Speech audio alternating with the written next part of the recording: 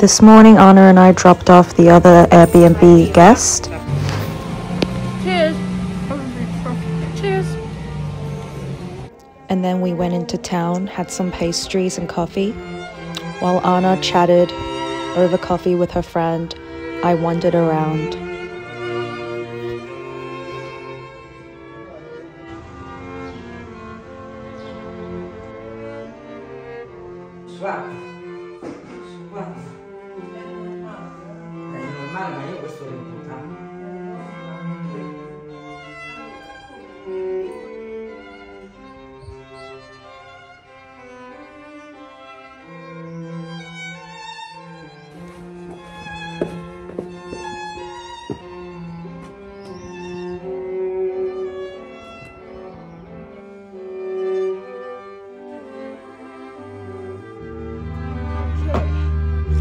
Washing machine is very little. I don't think it's powerful enough to clean some parts of the dress. As you can see, it's really dirty. It's hands down and washing my own clothes. Just another day in rural Italy. Whoa. Put that back in the washing machine.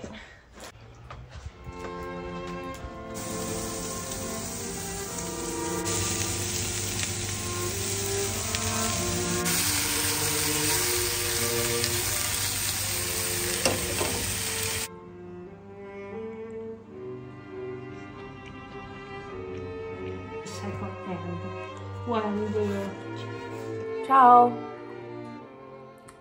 I'm currently watching the movie Leon because one of the Airbnb guests told me that I remind her of the girl in this film and that she's me.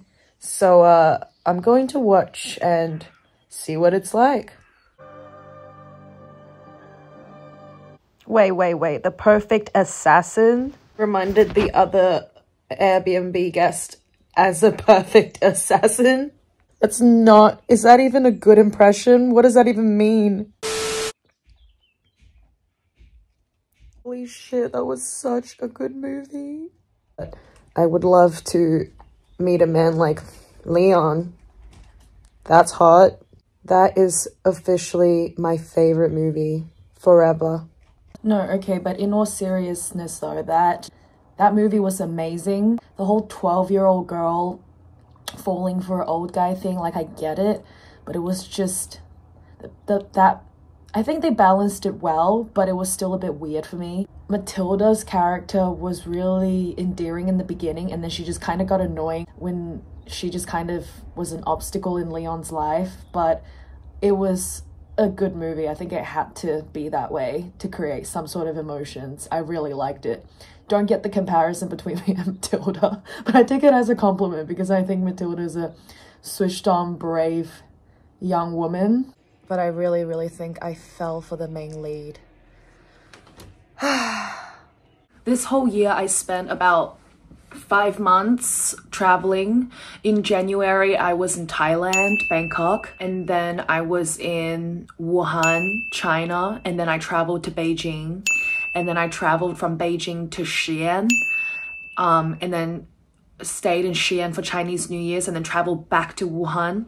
And then after Wuhan, I flew to Hong Kong for a day, and then after Hong Kong, I went to Sydney to see some friends, and I flew to Brisbane to see my mother and again some friends and my brother. And then after Brisbane, I flew back to Sydney to move into where I'm living now in my previous vlogs. And then after Sydney, I flew to China and stopped for 1 day in Chengdu. And then after Chengdu, I flew to Italy, Rome, and then now I'm in Zagarolo, Italy. After this, on Friday this week, I'm going back to Rome for a few nights. And then after Rome, I'm going to China for a day to see a different friend. And then after Chengdu this Sunday, I'm flying back to Sydney. 10 cities in 6 months. Ugh. And it's safe to say that I am absolutely depleted. Grateful, 100% grateful, never ever forget, but depleted. So these are the important life lessons that I've learned as a 25-year-old after traveling for about 5 months. 5 months and 20 days is 6 months.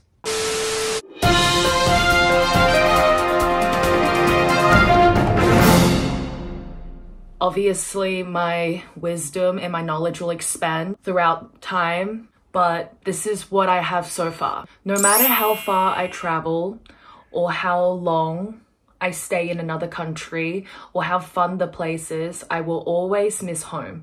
Home and where my family is always the best.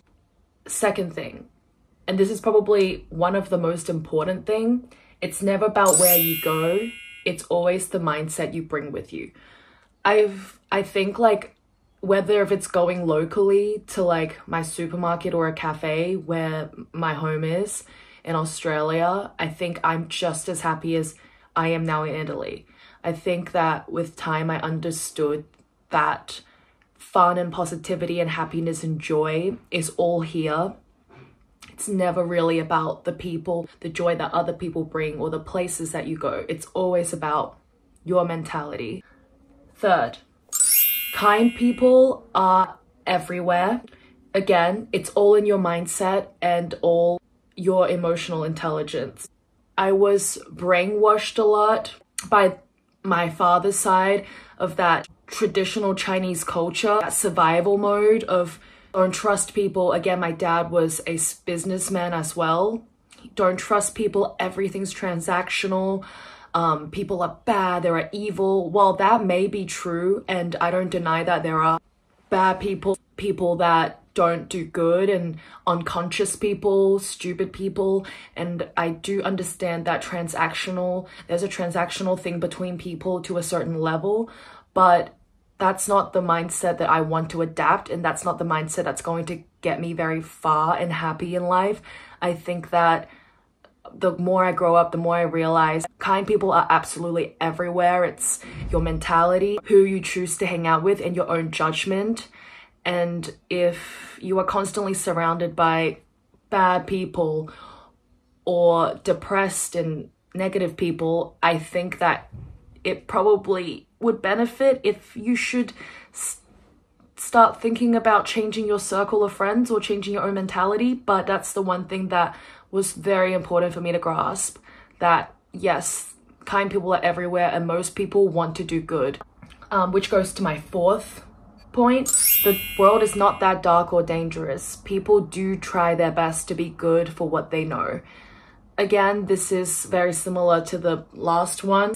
I do see in my eyes that people are always trying to do their best and trying their best to welcome you.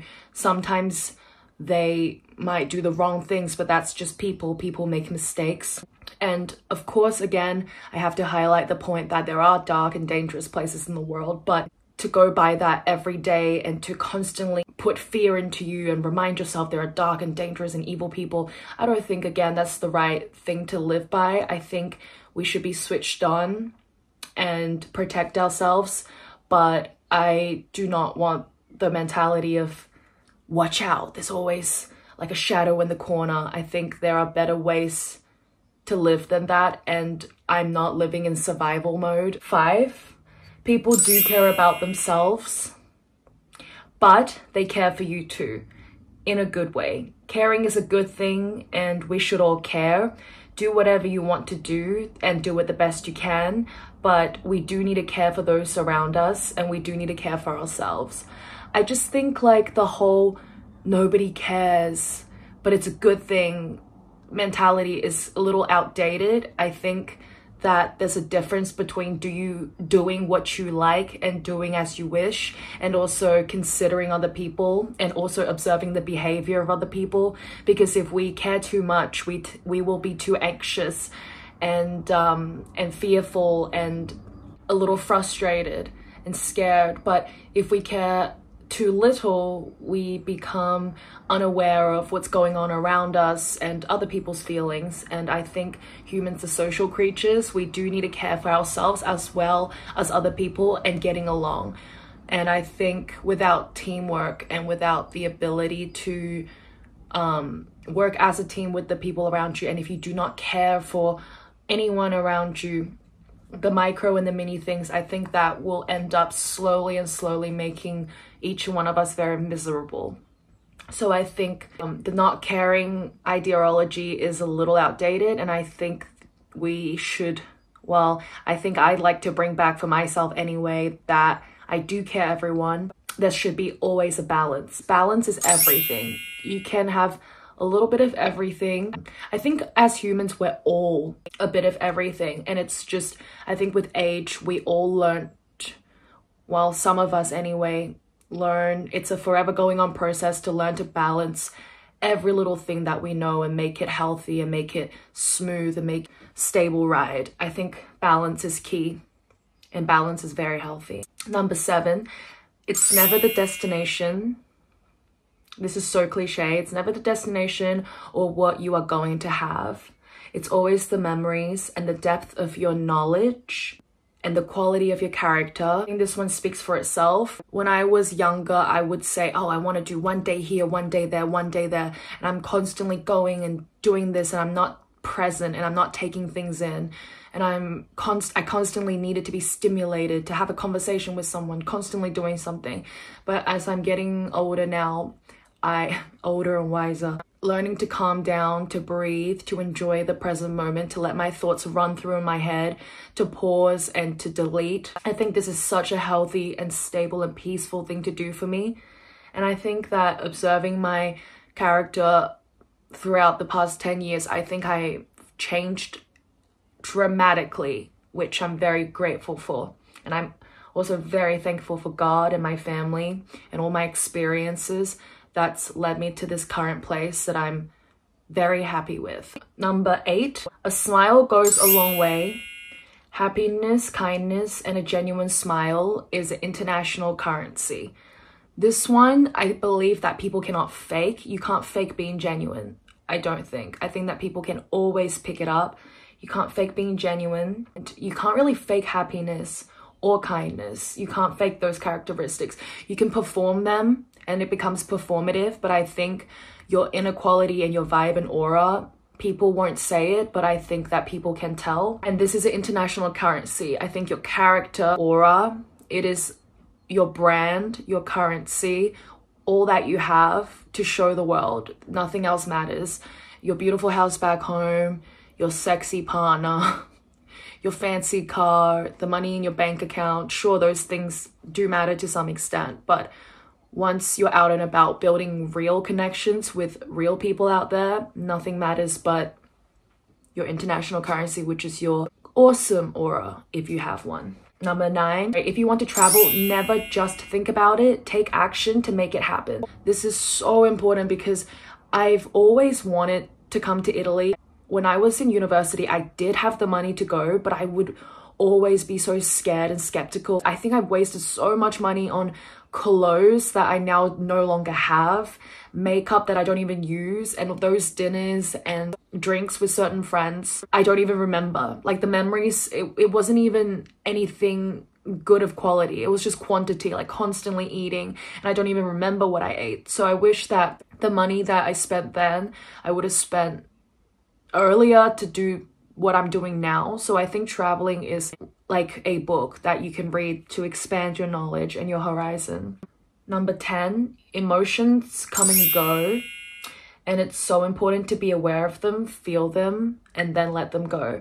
I think this is another thing traveling has taught me, because you're constantly like meeting different people and from different cultures and backgrounds and interacting with them, and sometimes there could be misunderstanding in language or gesture or tone, and sometimes some people might trigger you, and it's really important to not react and just immediately slam judgment on someone and react to them. I think it's good to take it in, be calm. Not exactly get what you want and leave. I don't really like that mindset. It's more like understanding the other person and understanding yourself and your emotions, and that everything is okay. Number 11, people actually do like working. Most people either haven't found their purpose, or they don't know, or haven't got the opportunity to start making money from what they love yet. There's a misperception going on in the world that people are lazy and people don't like working. And I don't think that that's all true. I think that from what I've seen after traveling, most people aren't lazy and people aren't dumb. So if you think people are lazy or dumb, I think Maybe it's time to reflect on those thoughts, look in the mirror, and maybe is that something you see about yourself. But most people are actually incredibly switched on, I think very intelligent, and they love working. Like Anna, who looks after this house, for example, her Airbnb business, she's 75 and she works for herself. She turns this amazing country house into accommodation, and she is always working, always on her feet, always trying to make her guests feel comfortable as well. I don't think that, and that's not just one example, I think that from what I've seen, like I said, I've seen a lot of people that really like working, whether if it's a low paying job or a high paying job, whether they work for themselves or with their families. I think it's just that people don't like to be trapped. People don't like to do things for other people. People don't like working for other people. People don't really like the toxic work environment and being abused or manipulated. And people don't like to be told what to do all the time. I think that's the issue. I don't actually think that people are lazy and people don't want to work and people just want to play. I think that when the opportunity is there and people have the advantage and privilege to do what they truly love, I think that most people would definitely love working. Like my brother, for example, he can spend 12 hours on a piano, but he probably doesn't want to work an office job, or he doesn't probably want to work in hospitality. But if it's about music, he can work for hours. So I think that's something that's worth pondering upon. If you're unhappy with your job, it's maybe time to quit and look for something else. But yeah, that's very interesting. And this is the last point that I wanted to add in there. I had it and then I erased it. But the last point, number 12, true love is real, but it doesn't just come in a form of partnership, obviously. It's kind of like Beethoven and Picasso and Van Gogh. These artists who were semi-well-known when they were alive. However, they only got famous and popular and well-known and well-spread after their death. I think that's the same with love and true love. Sometimes parental love, partner love, true love.